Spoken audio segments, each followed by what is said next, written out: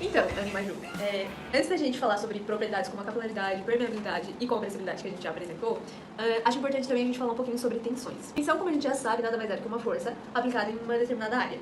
E no caso da mecânica do solo, a tensão ela pode ser geostática, né? No caso, provocada pelo próprio peso do solo, ou ela também pode ser induzida, o que quer dizer que ela pode ser causada por um carregamento externo, como por exemplo a sobrecarga de uma rodovia, onde trafega um número considerável de veículos pesados, a sobrecarga de uma fundação ou de uma estrutura. Bom, e a tensão que a gente também pode estar relacionando aí com a pressão, ela pode se apresentar em um solo seco. Nesse caso, vai depender de dois fatores, sendo o peso ou a massa específica do solo, que quer dizer a natureza desse solo, e também da altura da camada, no caso a profundidade. Então a gente estabelece uma equação multiplicando o gama pela profundidade e descobre a tensão que está sendo exercida nesse solo seco. É óbvio que quando houver camadas diferentes, também vão haver pressões diferentes, né? Quanto mais embaixo, maior a tensão, quanto mais em cima, tende a ser menor. Então, a gente faz a equação para cada camada e, no fim, a gente faz o somatório de cada uma delas. Além de encontrar terrenos onde existe uma pressão em solo seco, também é muito comum a gente encontrar tensão aplicada em um solo que contém a presença de água. Então, nesse caso, o que anteriormente era um espaço vazio preenchido com ar, nesse momento passa a ser preenchido com água. A presença desse líquido gera uma pressão na Terra, né? E essa pressão, inclusive, a gente pode chamar de boropressão, pressão neutra ou pressão na água. Ambos querem dizer a mesma coisa. E esse contato entre a água e os grãos vai ser gerada essa pressão, que a gente pode também calcular por uma equação bem similar ao que a gente utilizou anteriormente, né? O peso específico da água vezes a sua profundidade. E é possível a gente relacionar esses dois estados, né? Onde a tensão se apresenta tanto em um solo seco como em um solo molhado através da soma entre a pressão efetiva, que não nada mais é do que a pressão suportada pelos grãos, com a boropressão. Também é importante a gente apresentar para o nosso público que é comum, né, o solo se apresentar de três formas, são assim as mais familiares, sendo a primeira no seu estado saturado, ou seja, o nível de água vai ser o mesmo nível do terreno, mais ou menos saturado, que é onde o nível de água está um pouco abaixo do nível do terreno, e também onde o nível da água vai ser superior ao nível do terreno. Mas isso é o caso mais comum assim, de rios, lagoas. Bom, e agora vem o questionamento, né? Qual a importância de estudar a tensão? Existem N fatores que respondem essa pergunta, mas eu acho que o mais importante que a gente pode destacar agora é, a partir do momento que eu tenho uma tensão no meu solo, vai gerar uma movimentação nos grãos. Ou seja, vai impactar no deslocamento. E a menos que isso seja algo intencional, como assim intencional? A partir do momento que eu sei que aumentar a pressão efetiva, no caso aumentar a pressão que meus grãos suportam, faz com que ele aumente o seu estado de compactação, faz com que as partículas fiquem mais unidas e isso aumente a minha resistência, eu posso fazer isso tranquilamente, de uma forma planejada, de uma forma estudada, vou tornar o meu solo mais resistente. Mas, caso essa não seja a minha intenção, eu simplesmente vou lá, aplico uma tensão e não planejo isso da maneira adequada, né? Pode gerar uma dor de cabeça enorme. Eu posso causar um recalque, uma expansão na minha edificação, e para contornar nem sempre é uma coisa simples e baratinha. Agora que eu já apresentei um pouquinho sobre tensões para vocês, eu acho que já dá pra gente entrar nessa propriedade da capilaridade. Queria pontuar que capilaridade não é uma propriedade do solo, é uma propriedade da água, dos fluidos. Então, poderia sim vir aqui apresentar de uma forma bem técnica, mas para facilitar a nossa vida. O que quer dizer a capilaridade de uma forma simplificada? Nada mais é do que a propriedade da água ou dos fluidos de conseguir subir, né, ou descer também, por caminhos, por tubos de diâmetros finos, diâmetros mais pequenos, diâmetros menores, aliás. E dessa forma, né, como existem vazios no nosso solo, a água tem essa capacidade de percorrer esses caminhos, esses vazios que a gente chama de intertícios, e começar a subir, elevando o seu nível, né, saindo do lençol freático, chegando até por exemplo, até as nossas fundações, e isso pode gerar um problema de infiltração, né? Então, além da própria capacidade capilar, a água, ela também pode ser influenciada pela natureza do solo. Se for uma argila, se for uma areia, pode influenciar também contando com o diâmetro. E o solo, por ser considerado maciço, ele possui, né, esses canalículos, né, esses tubos canalículos, que são os tubos capilares que permitem essa ascensão capilar. A importância de estudar essa propriedade se dá em virtude de eu conhecer justamente a ascensão capilar e saber mais ou menos até onde vai essa altura que a água pode atingir. Por exemplo, quando eu for construir uma casa na praia e for fazer as escavações necessárias, eu posso imaginar que a quantidade de água, o nível da água vai ser muito mais alto do que se eu fosse construir uma casa na cidade. Então, provavelmente vai ser necessário fazer um rebate com lençol freático, mas eu tenho que estar ligado, porque dependendo dali uns anos, talvez esse rebate que eu fiz não seja necessário, porque a água já vai ter conseguido, através da capilaridade, subir e elevar o seu nível novamente. É com vocês.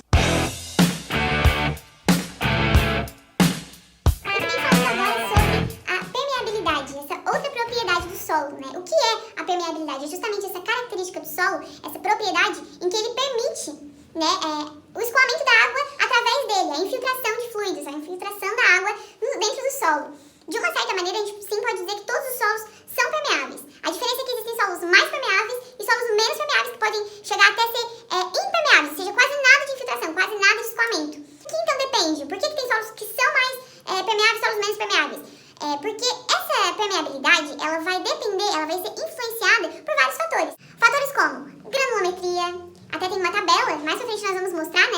vai conversando aqui, a gente vai mostrar essa tabela onde vai mostrar essa classificação, onde um solo de areia fina, a permeabilidade dele vai ser diferente do solo de um pedregulho, por exemplo, certo? Índice de vazios, estrutura, temperatura, estratificação do solo, ou seja, as camadas do solo, a profundidade do solo, tudo isso são fatores que influenciam na permeabilidade, né? Onde vai classificar ele sendo um solo mais permeável ou um solo menos permeável. Então agora eu estava olhando aqui as nossas redes sociais e chegou uma perguntinha pra gente muito importante, uma pergunta que vai justamente dar continuidade aqui ao nosso conteúdo sobre a permeabilidade. E eu gostaria de ler pra vocês, é uma perguntinha feita pela Alessandra Matos. Ela colocou assim: estou amando o programa, está muito bom, muito aprendizado. Mas eu gostaria de tirar uma dúvida. Qual realmente é a importância da gente saber sobre a permeabilidade do solo? Isso é bom, essa pergunta, porque ela vai sim dar continuidade e porque a gente precisa saber, né? Existem vários fatores onde há o deslocamento da água, né? Um exemplo, né, bem óbvio, bem importante que todo mundo vai entender, é as barragens, né? A barragem, ela vai depender muito do tipo de solo, porque ela vai ter realmente muito fluxo de água, vai ter muita água, então esse escoamento vai acontecer muito, mas o que vai depender ali, o que a gente precisa estudar, é justamente essa permeabilidade. Qual o coeficiente de permeabilidade, a gente também vai olhar isso, daquele solo. Ele é um solo pouco impermeável, é um solo muito permeável, a gente pode construir aqui uma barragem, tudo que vai ser construído para tornar uma barragem. Ou seja, a fundação, a drenagem, um solo mais compactado, onde vai poder passar, onde a água não vai passar, enfim. Tudo isso vai influenciar, tá aí a importância, né, uma grande importância da gente saber a permeabilidade. Outro exemplo, né, é a estimativa de infiltração, que a gente pode fazer através do cálculo da vazão. Por exemplo, a gente cava um determinado buraco, em um determinado solo, a gente cava 1 metro, no caso, a gente já começa a enxergar ali um pouco de água, começa a ver que é água dessa infiltração. Através do cálculo de vazão, a gente já consegue ter uma estimativa da água que foi infiltrada naquele solo. E assim vai, né? Vários outros exemplos dessa importância. É importante a gente saber essa infiltração pelo fato para ela não causar erosão, né, no solo. Então, pra gente saber essa permeabilidade, se um solo é mais permeável, se um solo é menos permeável, a gente precisa saber e entender o grau de permeabilização, ou seja, o coeficiente de permeabilização, que a gente representa pela letra K, ele é representado por essa letra. E a gente consegue estudar e encontrar ele através de ensaios em laboratórios, onde a gente usa parmêmetros de carga variável e parmêmetros de carga permanente. Esses são aparelhagens que a gente utiliza, né, para descobrir e achar o coeficiente de permeabilização. Outra maneira da gente encontrar também é ensaios in situ, ou seja, através de bombeamentos. Então, falando em ensaios em laboratórios, a gente já entra numa experiência feita por um carnini chamado Darcy. Falando em permeabilidade, já é lembrado dele pelo experimento que ele fez. O que é essa experiência? Qual foi a experiência de Darcy? Então, para a realização da sua experiência, Darcy utilizou um equipamento muito parecido com este, na qual consistia em percolar água através de uma amostra de solo, com um determinado comprimento L e uma determinada área. Ao final, ele concluiu, então, que o volume de água por unidade de tempo, que também é chamado de vazão, representado pela letra Q, ela depende do tipo de solo, do gradiente hidráulico e da área total, resultando nessas duas equações que são basicamente a mesma equação, na qual o volume de água por unidade de tempo é igual ao tipo de solo, representado pela letra K, vezes o gradiente hidráulico, vezes a área total. A segunda equação ali, o gradiente hidráulico ele está em aberto, vamos dizer assim. O que é o gradiente hidráulico? É a diferença de altura dividido pela diferença de comprimento, vezes a área total. Aqui a gente tem as 3 tabelinhas, que se a gente parar para pensar, o coeficiente de permeabilidade, ele vai estar relacionado com a maior ou a menor facilidade da água para percolar através de um solo. Essa dificuldade ou essa facilidade da água, ela está relacionada a uma certa velocidade que a água tem quando ela é submetida a um gradiente hidráulico unitário.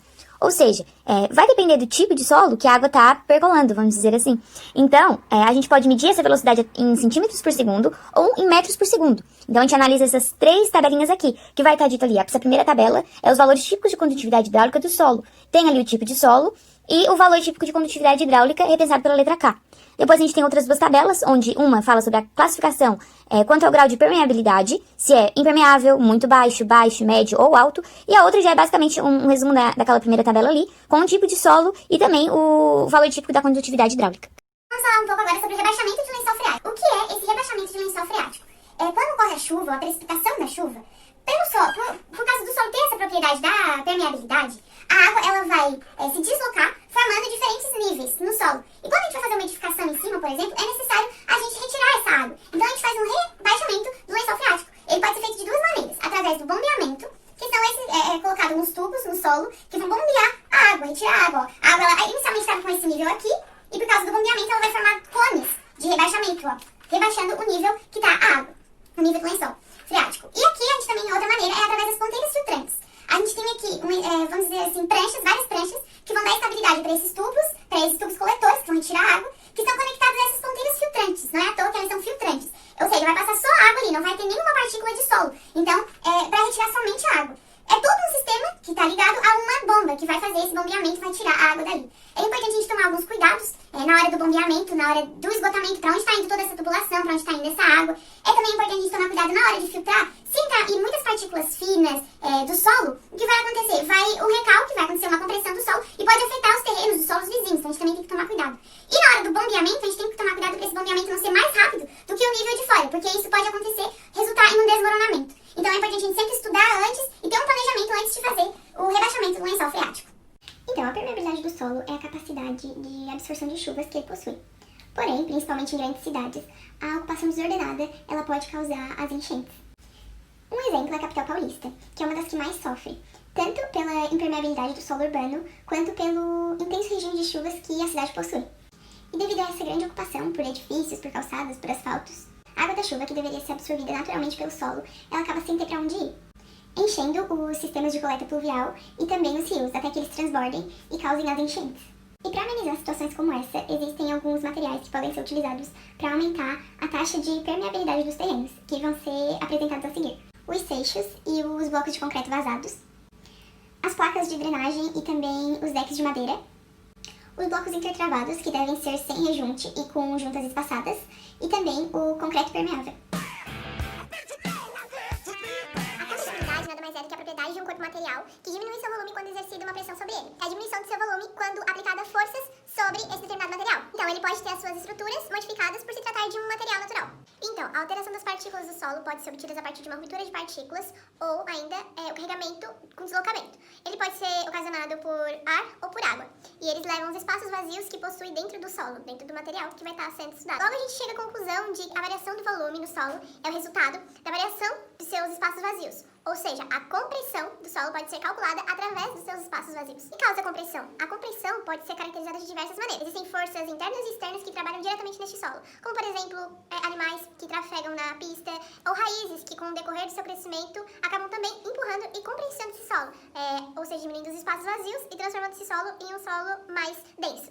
Aí é uma questão que a gente se pergunta, qual a diferença entre densidade e compressibilidade? Bom, a compressibilidade nada mais é do que a propriedade do solo que não depende do tempo. Ou seja, ela pode ser entendida como uma relação entre a compressão do solo, variação de volume, ou ainda a tensão efetiva aplicada sobre o solo. Já o adensamento é um fenômeno que ocorre ao longo do tempo, que é caracterizado pela variação do volume do solo devido à drenagem de água contida nos espaços vazios do mesmo. Ou seja, é muito fácil caracterizar essa diferença. A compressibilidade não precisa de agentes naturais ou não leva tempo. A gente pode fazer mecanicamente ou manualmente. Já o adensamento ocorre por causas naturais, por forma de drenagem e afins. Então, os maiores fatores da compressibilidade são os recalques. Recalque elástico ou imediato, que são recalque dos solos secos ou úmidos, ou saturados, e sem qualquer alteração do teor de umidade, ou seja, o solo natural ali, sem a gente adicionar água e alterar a umidade desse solo. Mas também tem o recalque por adensamento primário, que esse recalque nada mais é do que o resultado da alteração volumétrica em solos coesivos saturados por causa da expulsão de água. Além disso, também tem o recalque por compressão secundária, que nada mais é do que solos coesivos saturados, ou seja, aqueles que possuem ajuste plástico de tecido do solo. Ocorre sob tensão efetiva constante. Uma forma de a gente fazer um ensaio de compressibilidade é sobre a analogia mecânica de Terzaghi. Então, o índice de compressibilidade de um solo ele varia conforme o tipo de solo, ou seja, sua densidade, o seu número de espaços vazios e o seu tipo de material. Como, por exemplo, uma argila vai ser totalmente diferente de um material seco. Recalques aqui citados anteriormente precisam necessariamente de uma cadeia. Como assim uma cadeia? O recalque total depende da rigidez ou da estrutura do solo, espessura da camada, incremento da carga vertical. Já o tempo de dissipação neutra depende diretamente a permeabilidade do solo e as condições de drenagem que há dentro da camada desse tipo de solo. E agora eu vou falar um pouco sobre uma umidade e a semente da capilaridade. Aonde essa umidade aparece? Ela aparece no interior das paredes de uma edificação. E como que ela é causada? A água vai percorrer pelos poros do solo, que daí estes formam os tubos capilares e vão até encontrar a fundação. Aí se na fundação não tiver uma solução adequada, como o impermeabilizante, elas vão até chegar no interior da parede. Essa água percolada, ou seja, essa água que vem do solo, ela tem sais dissolvidos que se cristalizam e daí podem formar mofo, bolor, pode descascar a pintura e o pior de tudo é o aspecto visualmente muito desagradável que ela deixa na edificação, como essa parede aqui. E costuma dizer que o pior inimigo do engenheiro é a água. Por quê? Porque além do risco estético que ela causa, também pode causar algum risco mais sério. Como, por exemplo, se ela chegar na armadura, ela pode corroer e a articulação ou a parede pode vir a cair. E também, se ela pegar a parte elétrica, pode dar um curto-circuito e alguém pode morrer. Aqui eu trouxe um exemplo do tijolo que faz todo sentido com o que eu falei agora.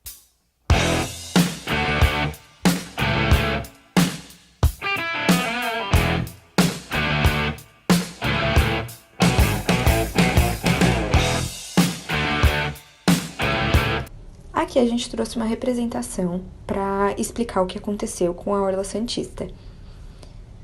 A gente colocou algumas camadas de solo e aplicou uma força sobre ela. Através disso foi possível perceber que as camadas elas não ficaram no mesmo lugar, que foi o que aconteceu com esse exemplo que a Lei acabou de dar. Onde a fundação ela foi planejada e executada de forma a ficar muito rasa, a mais ou menos 10 metros, onde deveria ser de aproximadamente 50 metros, que era onde o solo se encontrava firme.